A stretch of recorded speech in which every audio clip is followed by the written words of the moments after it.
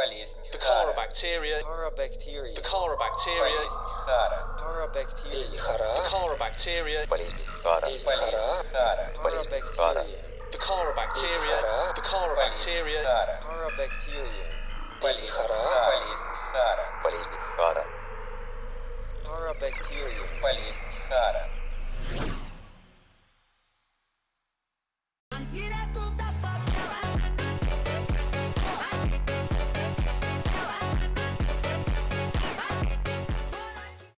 Итак, всем привет, дорогие ребятули, с вами Пам. Это мое, в принципе, первое видео, для которого я написал сценарий на данный момент. Как вы уже могли понять по превью и названию видео, наша основная тема на сегодня это Хара. Казалось бы, к чему это? Ведь большинство, если не все, а я знаю, что не все, знают, что это бактериальная инфекция, которая может не вызывать особого внимания наряду с остальными игровыми элементами, всеми нами любимой игры 2014 года. Но вот что меня вправду интересует, что игроки попросту не придают внимания данной бактерии и рассматривают как сегмент, чтобы хоть как-то сделать завязку игры. Так вот, смелюсь сказать, что это не так. Да, возможно, многие и согласятся, что Хара сам по себе важный игровой элемент, просто из мнения игроков или собственного опыта. Но какова же истина, которая неведома некой части игроков? Об этом и будет мое сегодняшнее видео. Поделить я его постараюсь на несколько фрагментов как айсберг, начиная с самой истории бактерии, заканчивая тем, чем она являлась все это время на самом деле. Без лишних слов. Начинаем. Итак, сама история этого организма начинается еще во времена, когда на неизвестной планете по совместительству архитекторы или предтечи нашли само заболевание и занесли его на планету 4546b.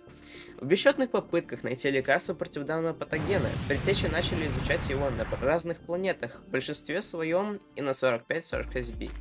Нам неизвестны их другие попытки на других планетах и как они происходили, но одно мы знаем точно, то, что они были. Ведь раса предтеч пришла на грань полнейшего вымирания из-за болезни, и дабы сохранить свой разум и род, они начали процесс расцифровки носителя, перенося свой разум в технологические копии, преследуя цели бессмертия и связывая себя в общую цепочку разумов, или же святилище 0.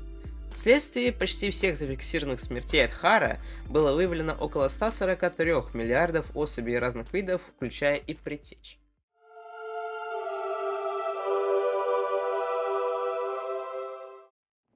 Лекарство было найдено в пищеварительном ферменте 42, или же, как это принято называть, фермент 42 или энзим 42. Само число 42 – это главный ответ на вопрос жизни Вселенной и всего существующего из книги Дугласа Адамса «Автостопом по галактике», которая стала культовым феноменом.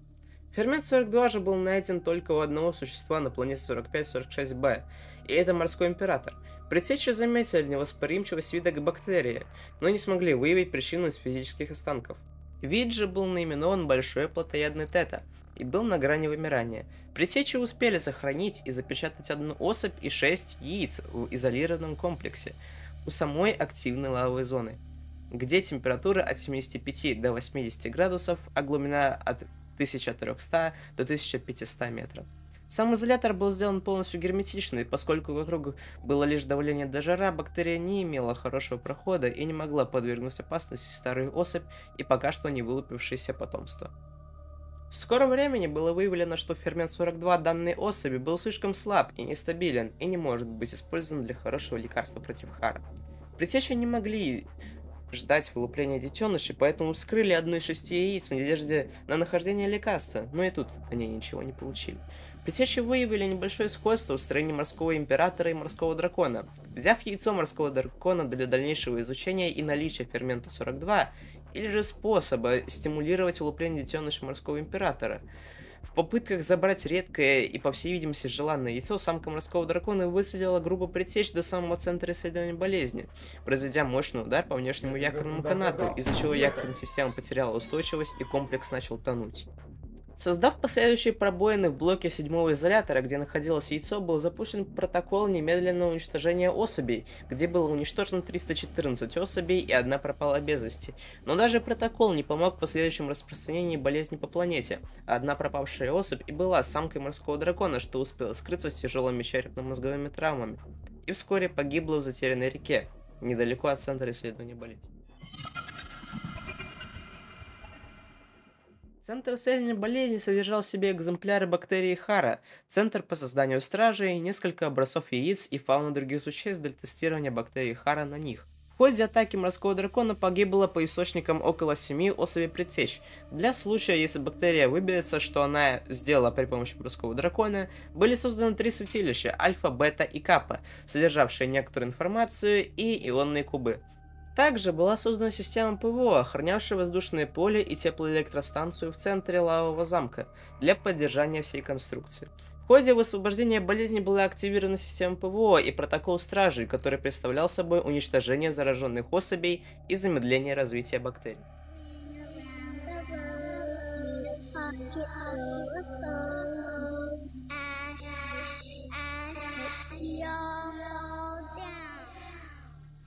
Хара – это бактерия-паразит, что передается водным путем через дыхательные пути, кровь, кожу и поедание мертвых зараженных особей. Инкубационный период Хара длится около 2 недель. Сами клетки бактерий способны к быстрому делению и распространению, и за 2 недели уже передаются по кровеносной системе, выявляя незначительные симптомы, как кашель, насморк, зуд и крапивница.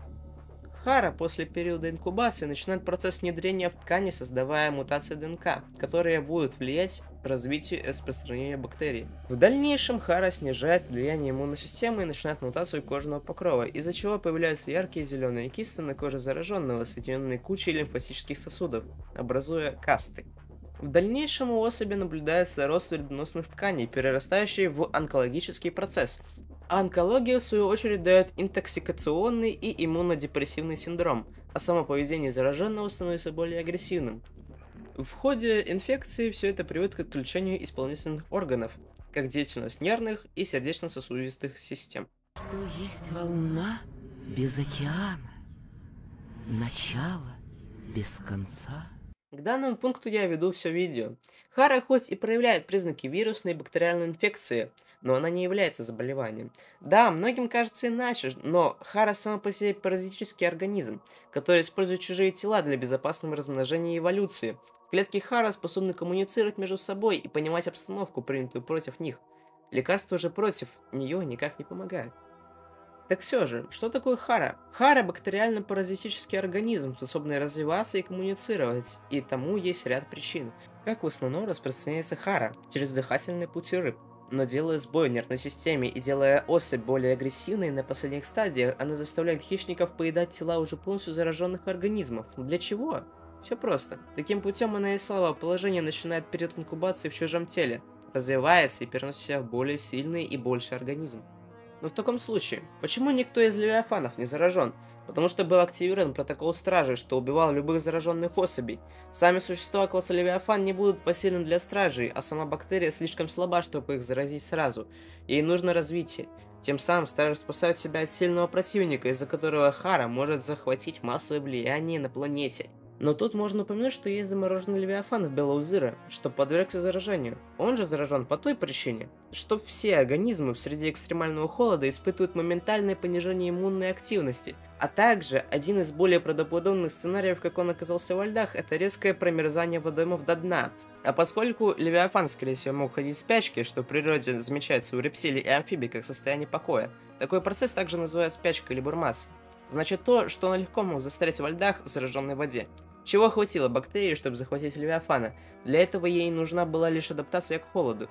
Но, к ее несчастью, в нескором времени после заражения древний левиафан оказался полностью застрявшим во льдах на долгие годы, где игрок уже по совместительству Робин Аю находит его и заканчивает дело ее сестры Сэм, излечивая бактерию и у левиафана. Fresh meat. Ну что ж, мы уже рассмотрели полную историю, симптомы и как Хара себя показала за Сабнатика и Сабнатика Белаузира. Но мы не рассмотрели такую же игру вселенной, которая является каноничной, и это Natural Selection 2. Многие рассказчики и большая часть игроков либо не знают про данный проект Unknown Worlds, либо же воспринимают не всерьез. А ведь игра идет после событий Белаузира и до событий Сабнатика 2, как выразился ведущий дизайнер Энтони в дискорд-сервере Сабнатика. Natural Selection 2 — это шутер от первого лица и стратегия в реальном времени, объединенная в одну игру. У каждой команды, у людей и у чужих, есть командир. Командир смотрит вниз на поле боя, отдает приказы и устанавливает строение, собирает ресурсы, исследует технологии и использует особые способности. Так вот, непосредственно чужие в Natural Selection 2 наименуются просто Хара. Используя цепочку игровых событий, а именно Subnautica, после нее Subnautica Below Zero, после нее Nature Selection 2 и после нее Subnautica 2, мы можем смело предполагать, что Хара эволюционировала из болезни и развилась до физически развитого и разумного организма. Это и есть то, к чему я вел вас все видео. Само название игры Natural Selection это в переводе естественный отбор, а это, в свою очередь, главный фактор эволюции, при котором особи с наиболее полезными для выживания и размножения признаками имеют больше шансов передать свои гены следующему поколению, что тоже подтверждает мою мысль.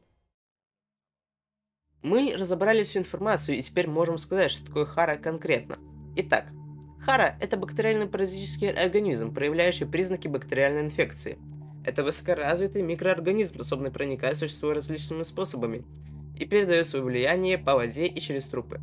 Оно использует слабые живые организмы, чтобы вырасти в количестве и эволюционировать для захвата более сильных организмов. Создавая сбои в поведении существа, Хара нарекает существо на верную смерть. Такой же принцип использует земной организм лейкохлоридий парадоксальный. Это плоский червь, который заполняет глазные стебли улитки, имитируя собой движение гусениц, что привлекает птиц к поеданию улитки и распространению паразита. Хоть Хара не делает это конкретно, она заставляет существо нарываться на свою смерть и в дальнейшем будет развиваться конкретно в более сильном теле. Хара же способна к быстрой эволюции, и за пределами планеты за долгие годы из бактерий она успела научиться создавать ткани из хитина и кальция, а также создавать ткани и плоть для дальнейшего развития. Создавая поистине сильных и безжалостных воинов, способных коммуницировать на расстоянии и разрушать все на своем пути. Ну что ж. Я надеюсь, что я подал весь материал довольно понятно, и всем спасибо за просмотр. Не забудьте поддержать меня, да хоть чем-то там. Всем удачи. Опять-таки спасибо за просмотр. Надеюсь, вам понравилось это видео. Так что всем удачи и покеда.